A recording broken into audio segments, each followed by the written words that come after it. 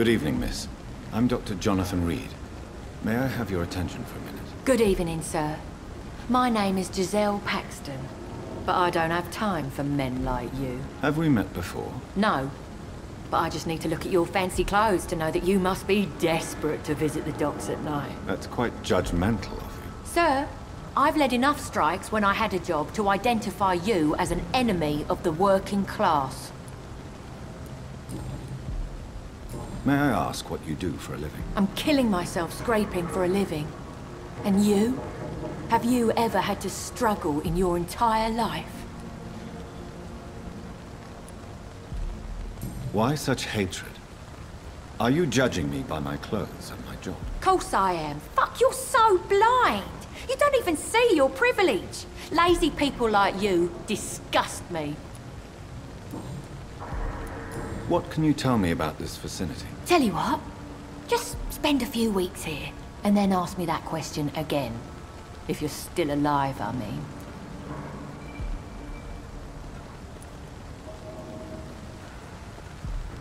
If you have something to say, say it.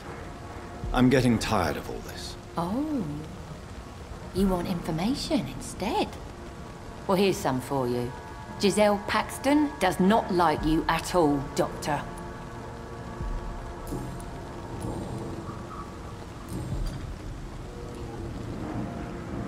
You speak of strikes and class enemy. Am I right to assume you're involved in trade union activism? You bet I am. Well, I was. Nowadays, I'm just another worker blacklisted by the big companies.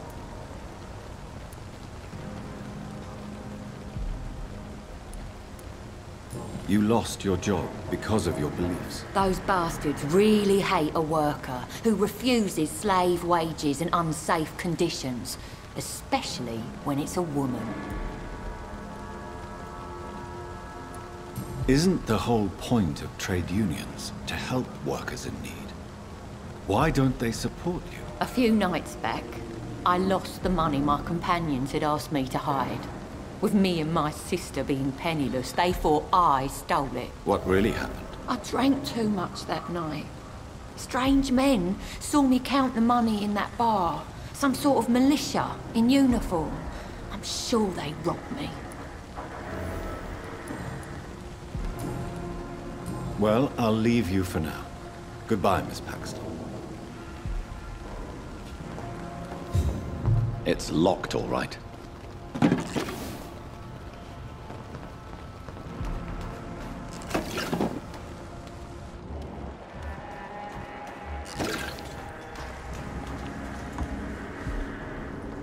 Good evening, miss. I'm Dr. Jonathan Reid. Can I help you? A fancy doctor lurking at night by the docks? Not fishy at all. And what about you? Working outside at night in this dangerous part of town? You want to know my secret? I'm trying to earn money. And I'm Lottie Paxton, by the way. Is it not dangerous to work here at night? As long as I have good legs, I can run away from trouble. The sad saint now provides me and my sister a bed and a roof. I don't want to lose that. What can you tell me about the sad saint? It's just the nickname of Sean Hampton, the sad saint of the East End. He gave me shelter, and he's not always sad. What can you tell me about this place? How are things here? It may be okay for a strong girl like me, but a dandy doctor from the city like yourself, you better watch your back, Mr. Reid. You really think I should go back to a safer place, miss? No. I think you had better stay and help as many people as you can. Just avoid the wet boot boys. Those bastards are worse than the epidemic. Which local dangers must I avoid? Well, the gangs, the thieves, the drunks, the jobless.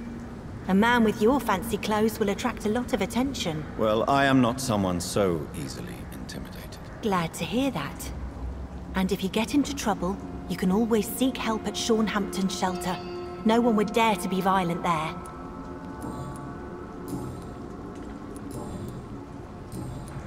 Goodbye, Miss Paxton.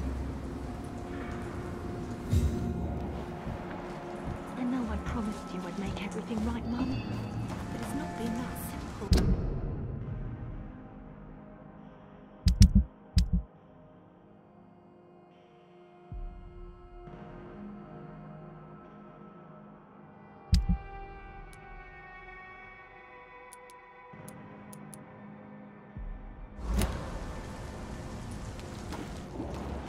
What have we here?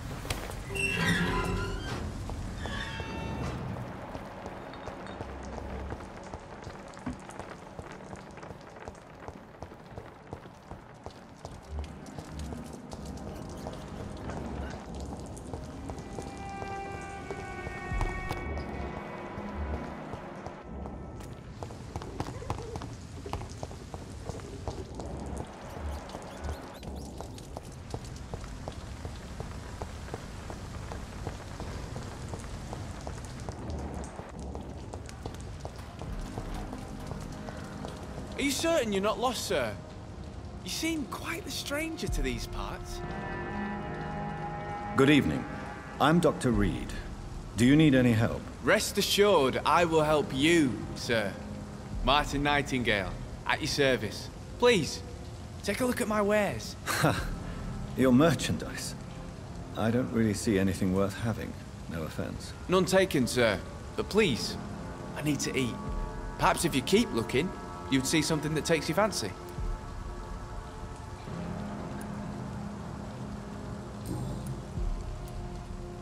Let me be frank. You're as much of a businessman as I am a werewolf, right? Who the hell are you to question me? It's hard enough to stay clean when you don't have a place to sleep. I'm doing my best here. I meant no offense, Mr. Nightingale. I was merely pointing out the fact that you're unlikely to survive long if you continue wandering this path. And what should I do then, sir? Should I join the Wet Boot Boys like so many others? No thanks. I'd rather be a bad seller than a dead gang member. What can you tell me about the neighborhood? Have you got any friends around these parts? Not really. Miss Gillingham smiles and says kind words, but I know she's lost her marbles, especially since her son died. Tell me about this crazy woman. Madness is often mistaken for other conditions. The poor woman's mad, all right. Kind and all, but she has so much trouble remembering things. She's taken me for a son more than once. How interesting. I don't suppose you know what happened to her son. Jack. Rumour has it he tried to tackle some gang lads. I didn't know him well, but I heard he was a nice enough chap.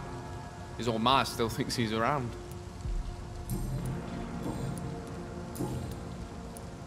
Why not try seeking help instead of peddling your wares? I'm sure there are people around here that would gladly help. There's always the night asylum. I heard it's run by a very nice man, but I'm no beggar. Not yet, at least. There is no shame in asking for help, my boy. Sometimes it can even be the best course of action. I don't feel okay with that. I'm gonna make a name for myself, and I'll do it by myself. Goodbye. Are you certain you're not lost, sir?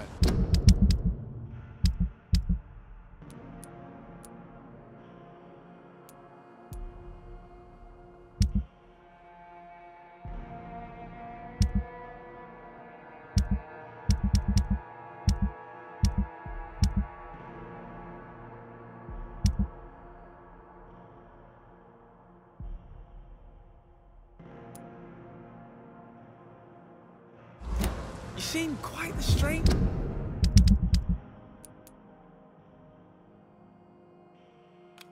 to these parts.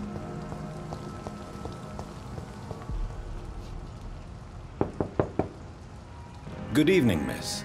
I'm Dr. Jonathan Reid. May I come in? I already took my medication, Doctor. But thank you. I'm sorry. Your medication? Have we met before? Don't tease me like that, Jack. Sorry, What? I think I should come in, miss. I'd like to check if everything is okay, what with the epidemic spreading across London. An epidemic, you say? How terrible. I had no idea. But where are my manners? Please do come in, Doctor. You are a doctor, yes? I know I've got some. If not, I'll find you something.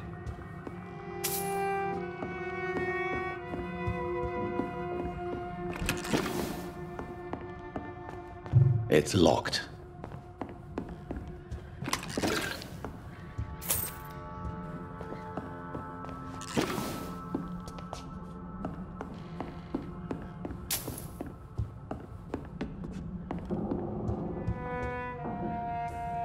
So, Dr. Tippett, what brings you back here? I heard whispers you had a job at that fancy hospital. I told you my name is Jonathan Reid. Don't you remember? Of course I do. I remember my name too. Gillingham. But you may call me Enid, Doctor. I'm very happy to see you again. What can you tell me about this part of town? Oh no, I don't gossip. That would be most unbecoming of a lady such as myself. Who are the more influential figures on the docks? Well, I heard about some terrible illness going around. I would say in that case that it's you, Dr. Tippett. Is anyone taking care of you, Miss Gillingham? My son is always here to take care of me. He's a good boy like that, but I do worry that he needs to start living his own life. Why, I would never say that to him, of course.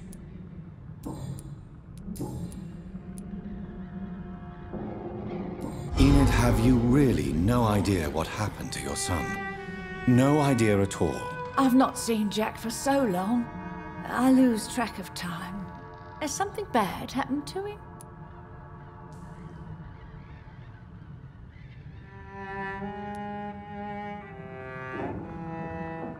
Jack takes good care of you, Miss Gillingham. He does indeed. My Jack is the best son a mother could ask for. I found this watch. It was a gift from you to your boy, wasn't it? I think it should return to you now. Oh, I remember. Yes, I recall the day I offered Jack this watch. Oh, it was such a beautiful day. Thank you, sir. Trinkets and possessions help us remember our past. Promise me you'll not lose it. I would never lose anything that belonged to Jack. Why don't you take this? Dr. Tippett? Please, for your charity. Goodbye, Miss Gillingham.